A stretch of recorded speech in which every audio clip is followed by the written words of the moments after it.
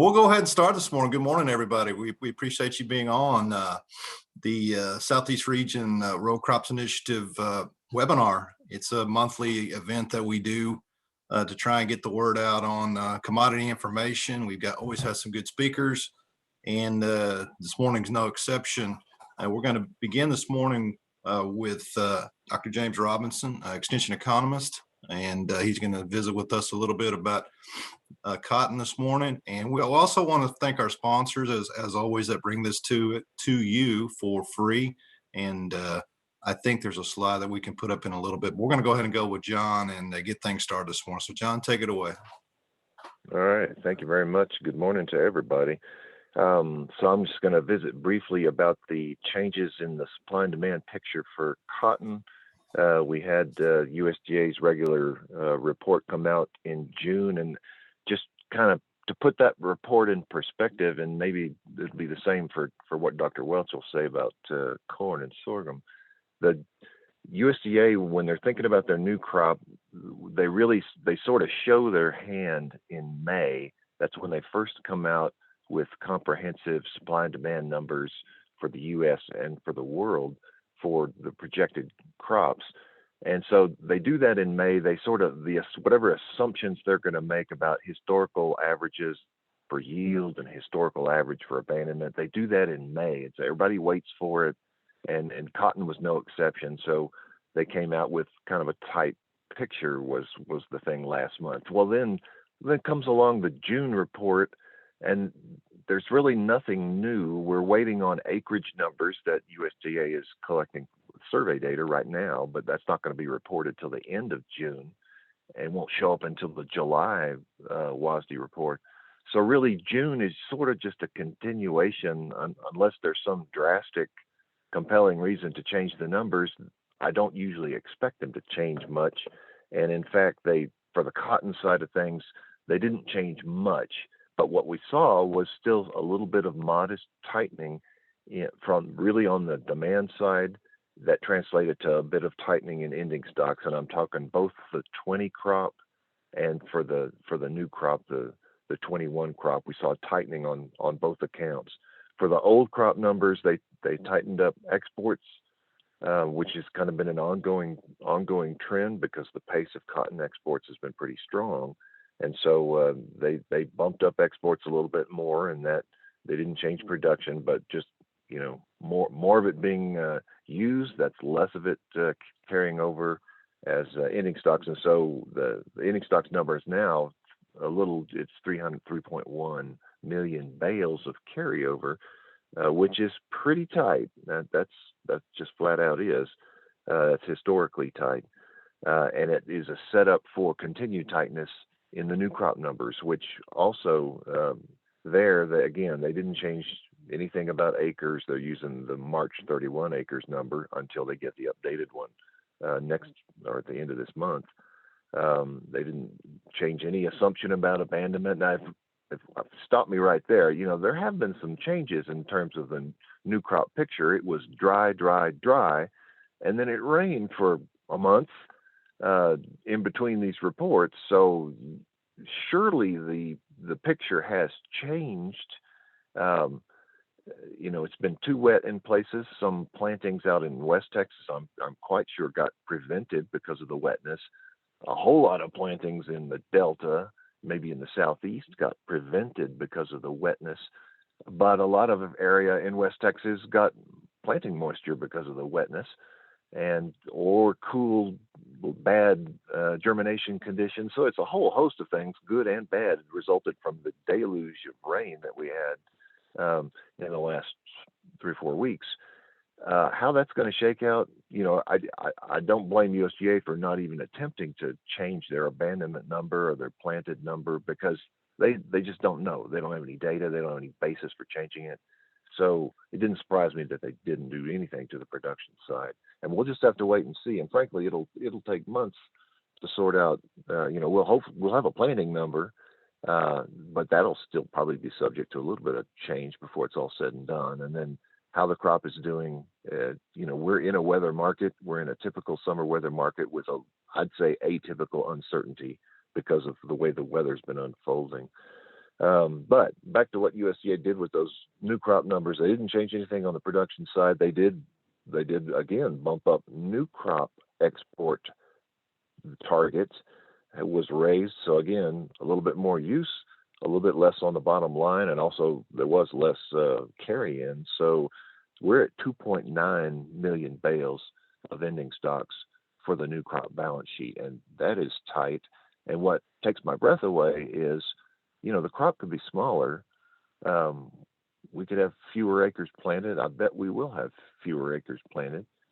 We could have bad conditions that lead to higher abandonment and lower yields. I wouldn't be surprised to see that. So a 2.9 million bale tight ending stocks picture could get even tighter. We could get down to 2. We could get down to 1.9.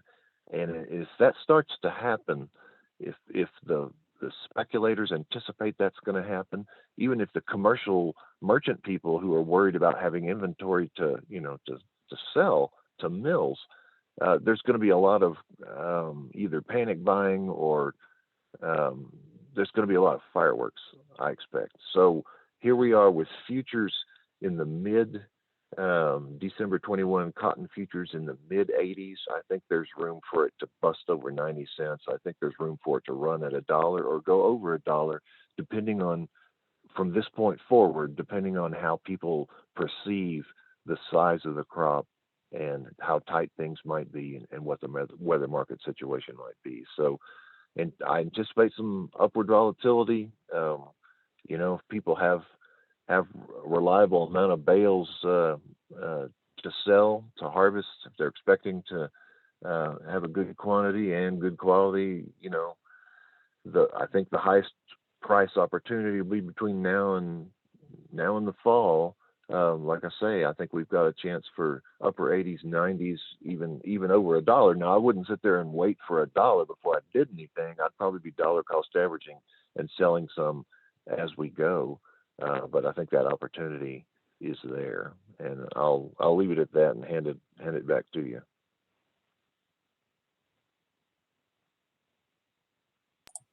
Okay, thank you very much.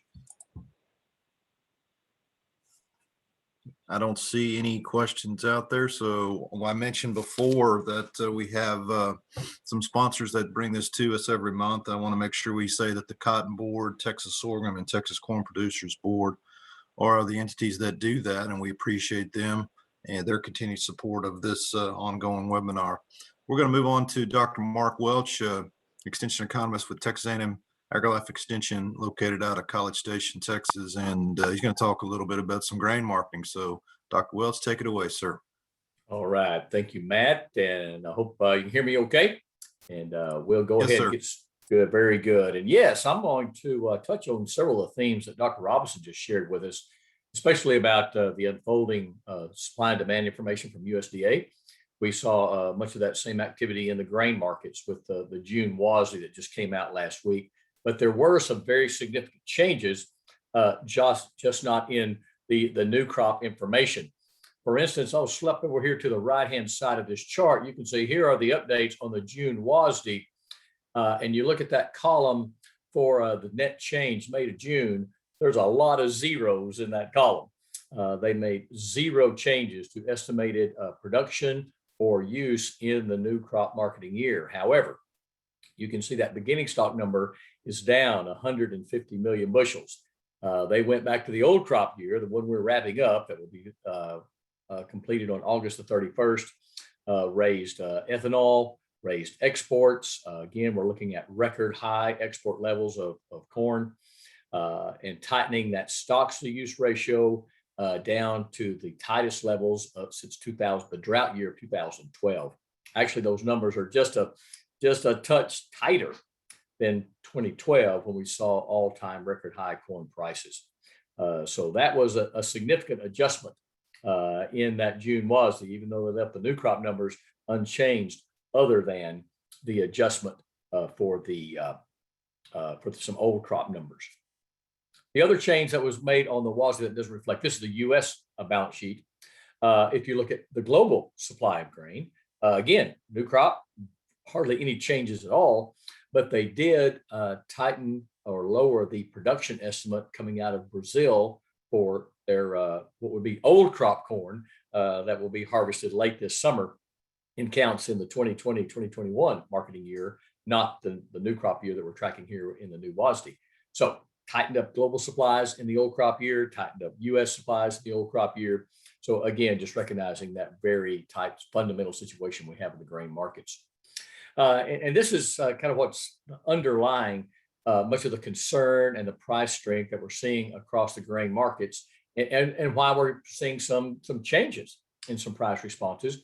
The upper left-hand drought monitor there is from April the 6th, and the lower right is June the 8th. So in those 2 months, I circled both basically the Southern High Plains and the Corn Belt. And you can see the shift in conditions.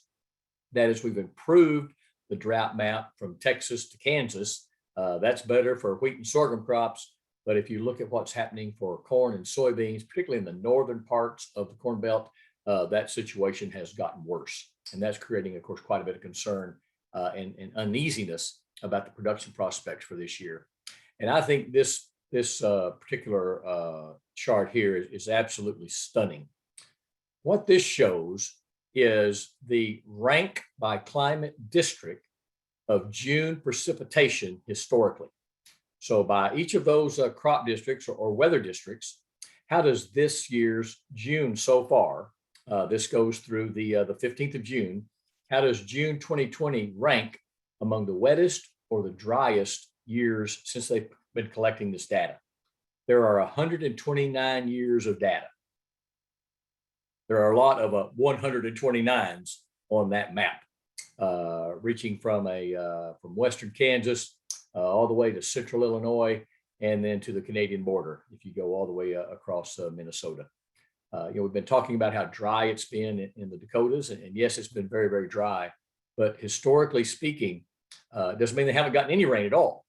Some of these areas haven't gotten much in the last 2 weeks, but these are the driest conditions for the first 2 weeks of June since they've been keeping records since 1893. And so now that doesn't mean it's not going to rain tomorrow or next week, but it does create, I think, a good visual of why these markets have been as nervous as they have been about the production prospects for 2021. If you look at the crop progress ratings, this is for corn. Up that top part of that chart is the percent of the crop that's rated good and excellent. And over the last, there are 5 years of data, including 2021. And at this point, 2021 started out a little at the top end of the range and has declined over the last 2 weeks, but it's kind of right in the middle of where we've been the last few years.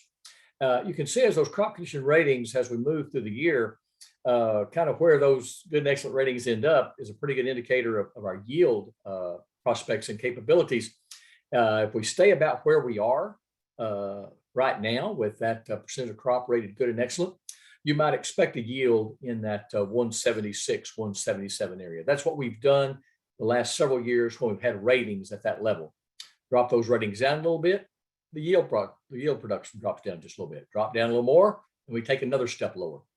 So that's what we'll be watching over the next few weeks. The market will be very sensitive to these weekly crop condition updates come out every Monday afternoon to give us some indication of what that yield prospect might be as the crop is going through development. That's grain sorghum. The percent of the crop rated good and excellent. We saw some numbers like this a little later in the season in 2019, but it is good out there. Sorghum crop is getting underway under excellent conditions. Still got a little bit of planting to do. We're not quite completed yet, still about 70-75% done, but outstanding conditions when we're looking across grain sorghum country. Looking at historical corn yields, again, if we keep that condition rating about where we are, it would suggest we should be able to achieve a yield that would be consistent with just a straight line trend yield estimate. That chart goes back to 1950. And if you just draw a line right through the yields of those years, it would project a yield of about 176.7, which would be very consistent with where the crop ratings are right now, around that 176, 177 range. This is the average crop condition index, is the light blue line, and the condition ratings that we're seeing so far here in 2021. And we're right on that line. So again, if we stay right along that average line, that would be an indicator that the strong prospects that will have something close to that trend line yield. We should stay around that 176, 177 number. We stop dropping below that, I think it's going to raise a big question on the achievability of that trend line yield. And of course, conditions improve better than that. Certainly we might look at something on the top side of that yield. But this will be, again, a guide that will unfold week by week as we go through the growing season of the likelihood of achieving that trend line yield estimate, which would be about 176 or 177 bushels per acre. Dr. Robinson mentioned the acreage report, June the 30th. The expectation is that we're likely to see some increase in corn acres. I think the market took the numbers from the prospective plantings report back in March with a great amount of disbelief that farmers said they were not going to increase corn acres in 2021 with the strong prices that we had seen. And so we'll see what happens. The total of those 6 crops in the prospective plantings report was 247 million acres. If you look at the top end of those plantings going back, say, 2012, 13, 14, we can touch 250, 251 million acres. So that does bring into play that with open weather, that we're able to get the crop in without a large amount of prevented planting conditions, that there may be some slack of 4 or 5 million acres that we could fill with something. And certainly I think with the markets as they are, corn and soybeans are certainly making their bid. Of course, grain sorghum, I think, as well. So we'll see what the final numbers say at the end of the month here in the acreage report. But I do think we'll see something higher on corn. The question will be how much higher. This is the difference between the June acreage report and the March planting intentions. And except for the bookends, I think it would suggest there's some bias toward increasing corn acres between those two reports, in that the June number minus the March number is generally positive. There are more positive numbers on that chart than there are negatives, and the average would be positive were it not for 1995 and 2020. So the degree to which those are outliers, time will tell. But certainly whatever we said in March is not likely to be the final number, but yet it's hard to predict which way it could go based on competitive crops, planting alternatives, and then of course weather conditions and at planting that will affect that final decision. And if we look, stocks are tight. Again, as I mentioned, we're at the tightest level we've seen since the drought year of 2012. And what acreage and yield combination would it take to leave us right where we are? Not get any tighter, but yet not build stocks beyond where they are right now. In other words, if we produce just what we're expected to use in the new crop year. And that diagonal line running from the top left down to the lower right is that keeping ending stocks unchanged line. And if you keep the yield estimate at basically the trend line yield estimate, about 176.5 bushels per acre, and you keep acres right where they were in the prospective plantings report of about 91 million acres of corn, ending stocks would be unchanged this year. They'll stay tight, but they'll stay right where they are. And so then as we fold over the next few weeks, I think it's going to be very critical which way we're going to move off of that line. Do I think the likelihood is greater or lesser for the acreage to go up? I think for more acres. I think certainly I would expect that when we get the acreage report. Could we see 1, 2, 3 million acres more? I think that's possible. I think that would be a pretty bearish signal for the markets if that is consistent with a yield that stays at or above trend line. But if we add 1 or 2 million acres of corn and we start dropping that yield estimate down to 175, 172, 170, then that creates quite a bit of concern. That really puts the squeeze on our supply situation. And certainly we could be making that run at record high corn prices. We're just at that kind of tipping point. I'm going to back up one more chart. I didn't touch on this. I think this year in 2013 and have a lot of similarities in that if you come to the drought year when we had record tight stocks to use ratios, 2013 was a real tipping point year. With a disappointing crop, we could have right back to the type situation we said in 2012. Instead, we had yields the next year in 2014 well above our trend line estimate. Not a record by any means, but yet a record at that time, but yet really strong yields in the following year. What is the likelihood we will do that here in 2022? I think current conditions suggest that's going to be quite a challenge. Not that we can't do it, it's early, but yet I just think it highlights the tipping point that this year does bring to mind. And this is what the corn market's been doing since April. It's hard to believe if we've looked back a couple of months. We were looking at 460 corn on that December contract, and we ran that thing up to just under 640. So a significant rally in the market. We dipped back down to about 520. And if we're looking at some marketing decisions or marketing triggers or indicators, yeah, there's a couple of things in there that might indicate a point of is this market getting toppy? Are we seeing some highs in the market? Some selling opportunities. If we haven't gotten anything sold at this point, is this a point that we might want to get something done? And we did see with the price movement in just the last couple of days, if you're looking at technical indicators that might indicate a sell signal, you can see that on the tools that we would follow for kind of this kind of a sideways trending market, which is what we've seen develop over the last month or so. And we got that sell signal on the stochastics. We got a sell signal from our relative strength index. And if you track that with a simple moving average, you've got a sell signal on about the same day. So it indicates that, at least for the time being, the market's recognizing that we need more information if we're going to push this thing higher. That means we're not going to get it, but just at this point, perhaps some opportunities to get some sales done. And this is what the corn market typically does. If you follow that December contract, this is the time of year when typically we would set the seasonal high of that contract. It would be right at the middle part of June. And certainly by the end of June, we would be set, those highs would be in the market. Might get another little bit of a rally if we get a surprise around the 4th of July, or that July WASDE, depending on the weather outlook conditions at that time. And then if it's favorable, which it usually is, then you would see, of course, the market continue down into a harvest time low in late September, early October, before we get a post-harvest bounce. So at this point, with, of course, a very strong rally early in the season, but very consistent with what you would expect to see if you just look at seasonal tendencies in these markets. We're at a tipping point. These prices could go either way. We could be easily looking at $7 corn, and we could be looking at $4 corn. I do not know. As Dr. Robinson mentioned, it's the volatility and the variability of a weather market. This wild ride is not likely over, but in the long term, Alfred Marshall gave us some indication of where prices are going.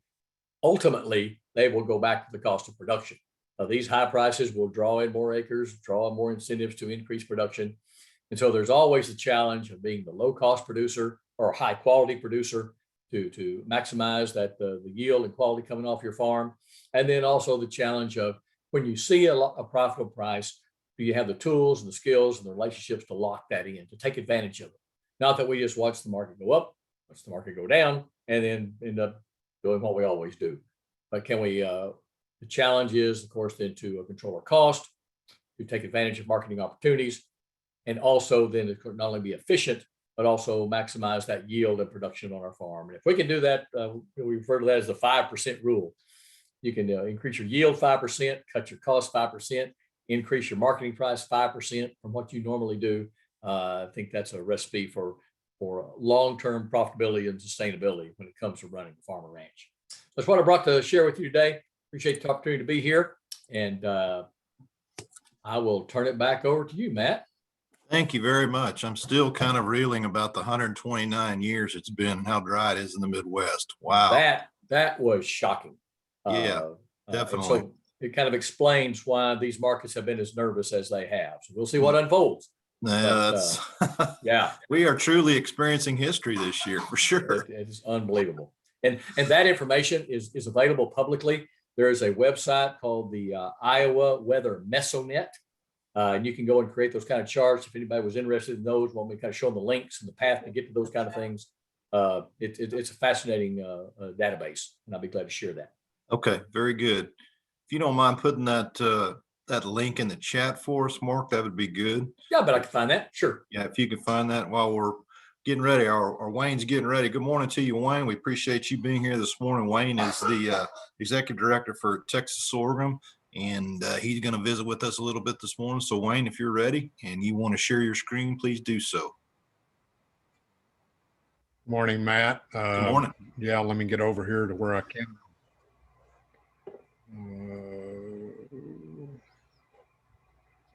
I'm not seeing my screen share. I don't know if I had the.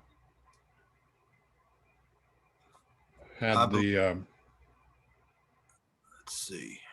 I don't know if Lindsay gave me that option. I believe she made everybody a co-host, so that should allow you to share your screen.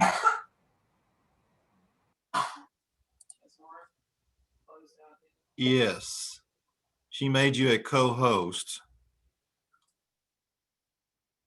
I'm not seeing it. You would think after a year of doing this that I would.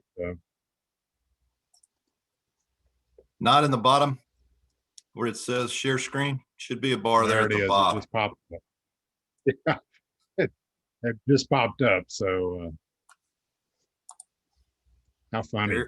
Here it comes, Mark. Wayne, you're in good shape, man. So just to make it a lot. Computer's getting kind of tired of doing it. There we go. So there you go. Okay. Okay. You have it on. You might want to make it on. All right. Here we go. So. Here you go. Okay. We see it. Go ahead, Wayne. All right. Okay. I apologize. I've got two screens going here and about 10 people texting me. So I'm not too good at that. And trying to get out of the house today. We're going to work our cattle this week after being grossly wet for 2 months. And we've got some 500-pound calves. We got to work. So I'm got that in the back of my head as well. So again, thank you, Matt, and everybody for doing this. I'll try to go through these pretty quick. I do have quite a bit of information.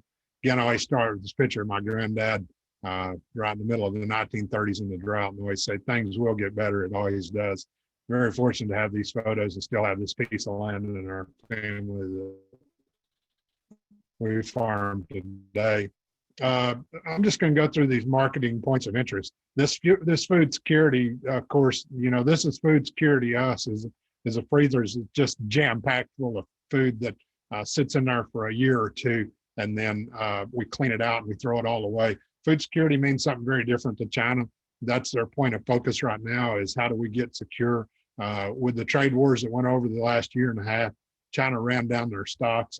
Everything they had, basically, they used, put them in a terrible bind. For sorghum, I'll just speak for sorghum. This high market right now is strictly based on China. There's nobody else out there that will pay what China's paying for grain sorghum right now, which in some cases equates to around $350 a metric ton. I did, and this is not marketing advice, this is craziness, find somebody that was offered $15 a hundredweight for grain sorghum last week. They took it on a very limited basis. It was a very strict contract. That is not the standard. I repeat, that is not the standard, but that's the highest I've ever seen grain sorghum in my life. The point is, China is willing to pay pretty mad money for everything right now. 90% of all of our grain sorghum moves to China. I anticipate that'll move up to 95 to 98% as they continue to buy for a number of reasons. Non-GMO is still incredibly important to China for some reason. You see that in a lot of their purchases as they start to approve some of these GMO events, and Starlink, which set all this off, which is now okay to export to China. They'll continue to do that. The largest marketing factor is the TRQ. Sorghum has no TRQ. You can send as much sorghum into China as you want, whereas corn has a 7 million metric ton TRQ. Of note is that approximately 26 million metric tons of corn has been sold to China. So this is showing that China is starting to let those TRQs go. They're not charging their folks what they say they are. They're just trying to fill the coffers with ending stocks. This is interesting. 22% of the world's population lives in China. 7% of that is arable land. That arable land is not going to get bigger, but that population is, as they relax their rules on how many kids you can have. They're now up to where you can have 3 kids as opposed to 1 since the Cultural Revolution, with a bit of indifference towards what the gender is. Used to, it was preferable to have a male instead of a female, but as China starts realizing that policy was not good for today, they're starting to loose that up. But I've seen some of their land. It's not good dirt like up on the high plains or in the coast. For the most part, phosphorus is a huge issue, runoff from animal waste. They're gonna have a GMO corn and a GMO soybean. You guys, I think it was in Reuters this week, was an excellent article on how China is stealing technology from the United States. Keep in mind that we still are part of the WTO, and that each can still file grievances, which is what gets us to where we are today. But just keep in mind that China's not going to sit idly and watch this market happen. We're 86% of our target for grain sorghum. We'll probably eclipse that as far as what China's obligated to buy, as well as what USDA has predicted will export. We'll hit that and we'll run past it. In China, if you have a bushel of corn today, you've got a $13 bill. That's a bushel. That's just an incredible price for corn in China. And remember, it's in the northern part, and all the animals tend to be grown in the southern part, and their transportation matrix is very third world. China is rumored to have about 1.7 million metric tons of pork in the freezer, which brings me to my next topic. That's a lot of freezer space, by the way, China consumes half the world's pork, which is about 57 million metric tons annually is what they consume. So just incredible numbers from China. You cannot believe the amount of people that are there. I've got another slide that's going to kind of show you where we all rank on how much we eat. Again, these other points of contention, this WTO deal is not going to go away. I can assure you that 80% of ag trade cases are in our favor. 76% of ag trade cases are not in our favor. In other words, we lose when we fight China in the WTO. Mexico's still there. Vietnam's still a great market. Our PRA, we're anxious to get over there. They still want to buy. None of these countries are going to pay what China will pay. In addition, China's gotten very good at buying grain sorghum. They've got really good at it. So don't be surprised if they don't wait out some of this market and wait for the price to go down. Last presentation, I said our comfort with Secretary Vilsack. I think we understand where he is.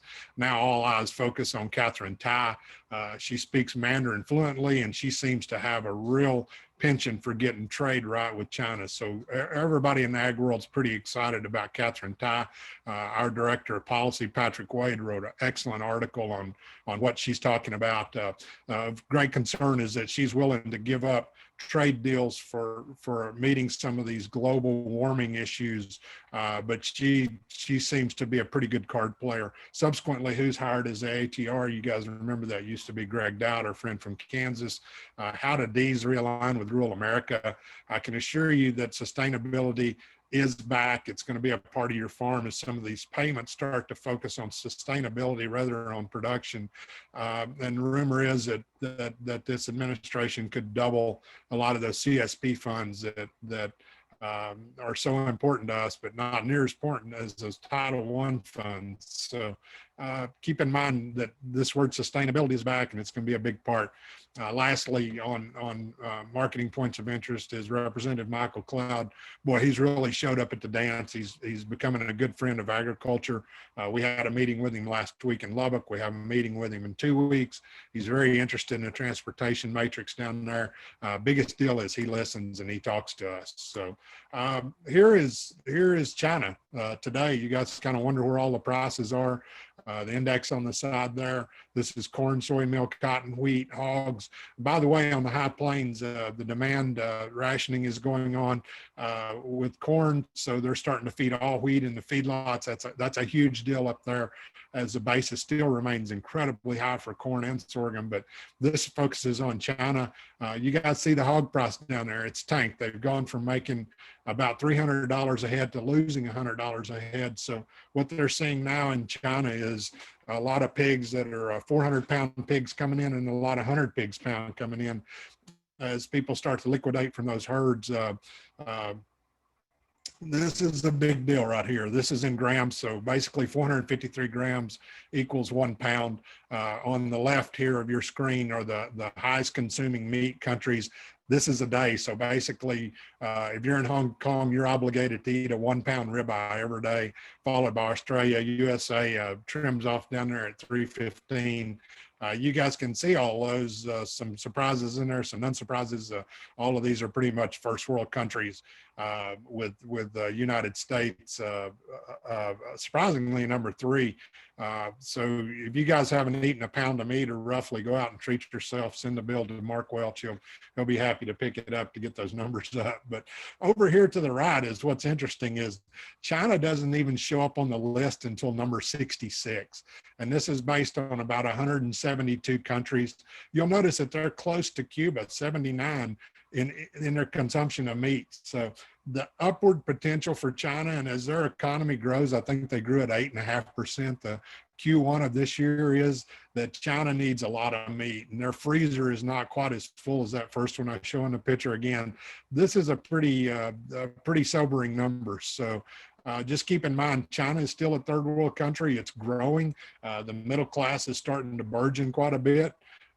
Here are our commitments for what we keep up with as far as our trade agreement, which is also what we sell. We've sold 6.7 million metric tons, which is around 263 million bushels. We'll get north of that quite a bit.